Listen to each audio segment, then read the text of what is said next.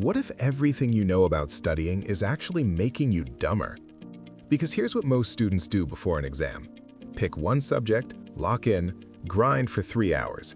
It feels like discipline, like you're built different. Then you walk into that exam, and your mind goes completely blank. The worst part, it's not your fault. It's your method. In the next 5 minutes, I'll show you one technique, backed by real science, that can boost your scores by up to 43% and make information stick weeks after you studied it. Zero extra time, just a different approach. Stand to the end because the third step is the one most people skip, and it's the most powerful one. Researchers at the University of South Florida found that students who mixed problem types scored 43% higher than students who blocked one subject at a time, even though the mixed group felt like they'd learned less. Your confidence after a blocked session isn't a sign you've learned. It's a sign your brain found a shortcut and took it. So what's the fix? And why does it feel like the opposite of everything you've been taught? The technique is called interleaving. Instead of biology, biology, biology, you do biology, then maths, then history, then back to biology. Sounds chaotic, but your brain isn't a filing cabinet that likes clean folders. It's muscle, and muscles don't grow by lifting the same easy weight on repeat. When you block one subject, your brain spots the pattern early and goes on autopilot. You're not learning, you're just recognizing. That's the dangerous part. It feels like studying. It genuinely doesn't work like studying. Here's the proof. UCLA researchers Cornell and Bjork had students study paintings by different artists.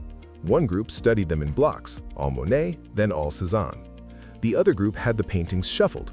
Then both groups were shown brand new paintings and asked to identify the artist. The interleaved group got it right 78% of the time. The blocked group, only 35%. They weren't just memorizing, they were actually understanding. So why does harder feel better? It's what psychologists call desirable difficulty. When your brain has to switch gears, reloading context, reaching for a different set of tools, it encodes the information deeper. Like the difference between reading about push-ups and actually doing them. Robert Bjork, one of the world's leading memory researchers, said it plainly.